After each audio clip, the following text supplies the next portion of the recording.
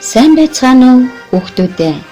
Багш нь өнөөдөр та нартай хөгжмийн зохиолч Шарвын 2 дугаар симфоны тухай хичээл заана. Өмнөх хичээлүүдээр бид нэр симфони хөгжим зориулсан бүтээлүүд, мөн симфони хөгжмийн зэмсгүүд, удирдаачийн тухай үзсэн байгаа. Сонгогдох симфони нь 4 ангитай симфоны 1-р ангид амьдралын зөрчил тэмцлийг харуулсан аллегро буюу хурдан хэсэг. 2-р ангид зөрчил тэмцлийн дараах амс хэлт тайвшралт буюу симфоны уянгийн гол төв, адажо буюу удаан хэсэг. 3-р ангид аж байдлын өнгө төрхийг илэрхийлсэн үжгийн хэмнэлтэй минуэт. 4-р ангид өмнөх 3 ангийг нэгтгэн дүгнсэн аллегро гэсэн хэсгүүдтэй байдаг гэдгийг бид нар үзсэн байгаа. Мөн симфони зохиолуудыг симфони найрал хөгжмийн зэмсгээр хөгжимддөг. Симфони найрал хөгжмийн зэмсгүүдийн дотор нь 4 групп болгон хуваадаг. Нунт чавхтас, модон үлээвэр, гуйлан үлээвэр, зохир хөгжмийн зэмсгүүд. Эдгээр хөгжмийн бүтээлүүдийг удирдаач буюу дирижер удирдан тоглуулдаг. За хөгжмийн зохиолч Бямсүрэнгийн Шарван 1952 оны 11 дугаар сарын 13-нд Хинтээ аймгийн Жаргалтхан суманд төрсөн орчин цагийн Монголын нэрт хөгжмийн зохиолч. Монгол Улсын төрийн дээд шагнал Чингис хаан одонд мөн Монгол Улсын хөдөлмөрийн баатар цолыг 2019 онд, төрийн шагналыг 1992 онд, урлагийн гавьяа зүтгэлтэн цолыг 2002 онд тус хүртсэн байна. Тэрээр 1992 онд Замбуу төвийн наран магтуу 2 дугаар симфони Сэрсэн тал удирдгал бүтээлүүдээрээ төрийн шагнал хүртжээ. Түүний Замбуу төвийн наран магтуу нь 1985 онд ЮНЕСКО буюу Бит бус соёлын үеийн алтан сан хөмрөг бүртгэгдсэн байдаг.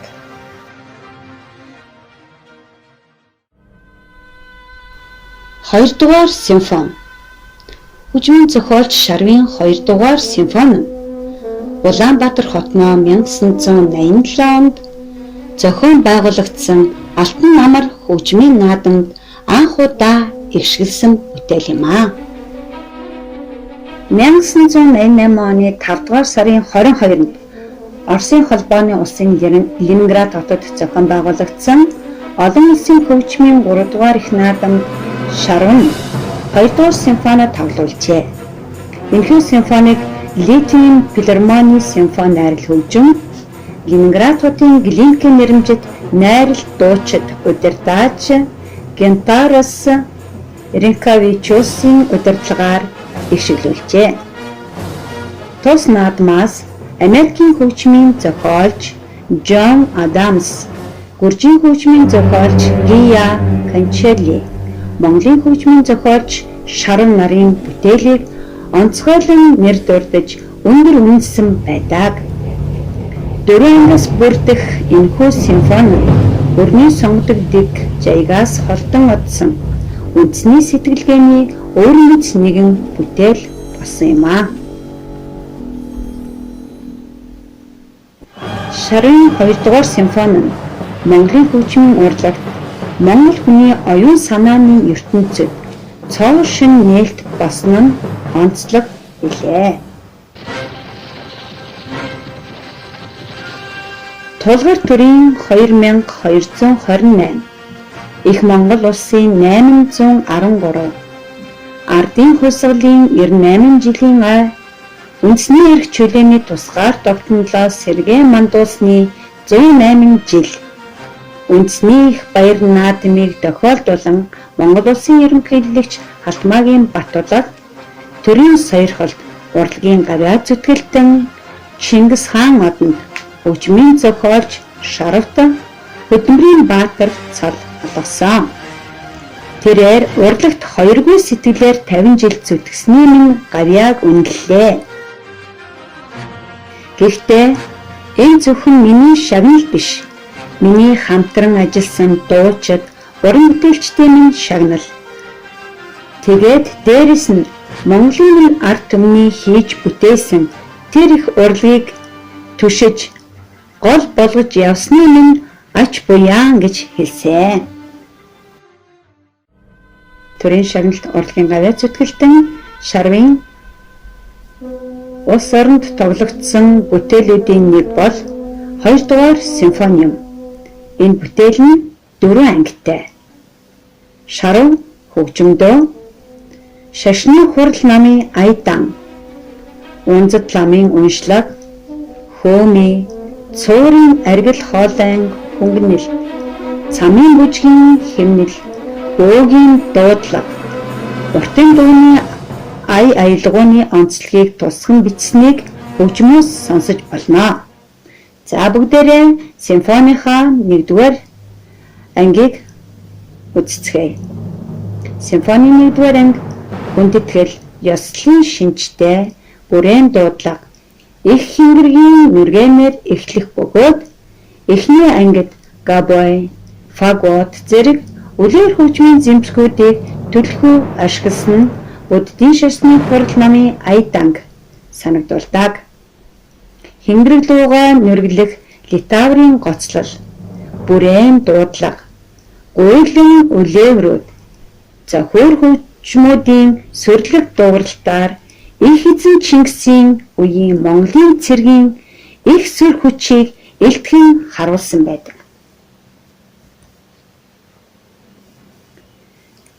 За бүгдээрээ симфонийнхаа 1-р ангийн хэсгийг сонсож үзцгээе.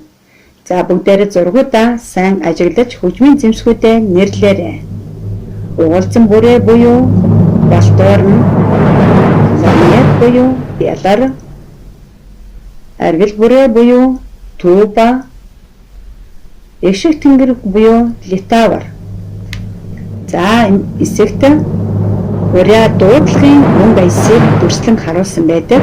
Энэ дээрээ сонсохдоо нота ажилд сонсноо. Симфони гол сэдв аялгуунда уртын дууны хэв шинж нам төрхийг шигтгэж өгсөн бөгөөд флейт, габой, англ бишгүүрийн ишиглэх дуурсал, шашны хурал намын Айданг санагдуулдаг. За энэ хэсэгт бас габой, флейт зэрэг хөгжмүүдийн гоцол орсон байгааг ажиглаж сонсоорой.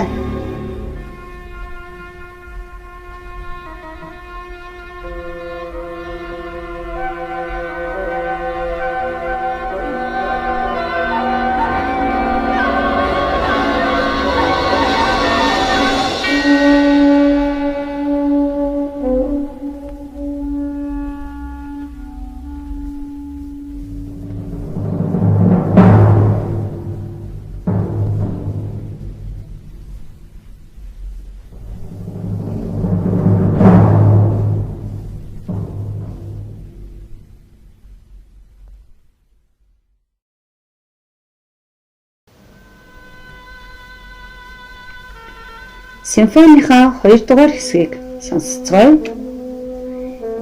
Эхлээд энд габой, флейт зэрэг хөгжмүүдийн гоцлоор ишгэлдэг. Симфони 2 дугаар ангийн хөгжим бүжгийн шинжтэй бөгөөд гол өсрэлттэй аялгауны бүтэц, уйлан үлээврүүдийн хахир ширүүн дууралт нь эртний зохиор хөгжмийн зэмсгүүд, бүрээ, бишгүүрийн хамсраан дор баг өмсөж бүжиглэх эртний цамын бүжгийг санагдуулдаг. За бүгдээр сонсохдоо хөгжмийн зэмсгүүдийнхээ хэрхэн яаж дуурч байгааг ажиглан сонсоорой.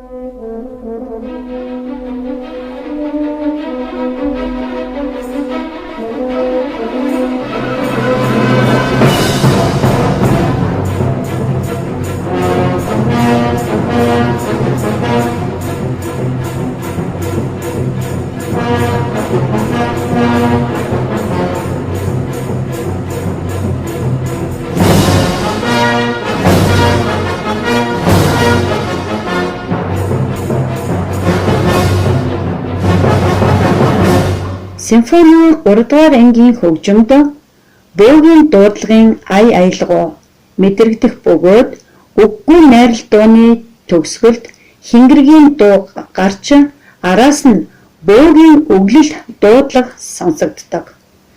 За энэ хэсэгт цан хөгжим, гитар хөгжмийн нүргэн, мөн ламын дамар хөгжим сонсогдож байгааг ажиглан сонсоорой.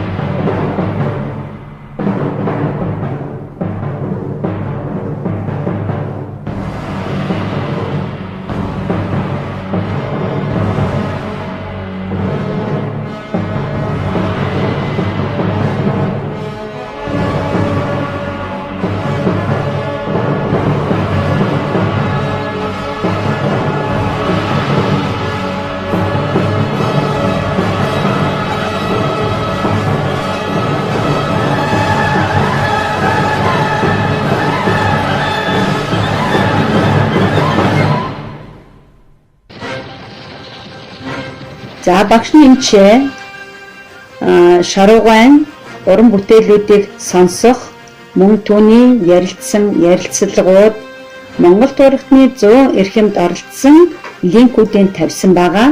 Бүгдээрээ сонирхож энэ линкээр орж үзээрэй. Бид өнөөдөр Шарвын 2 дугаар симфонийг үзэж сонслоо. За хүүхдүүдээ багшийнхаа өнөөдрийн хичээлд идэвхтэй оролцсон та нартай баярлалаа. Дараагийн хичээл хүртэл баяртай.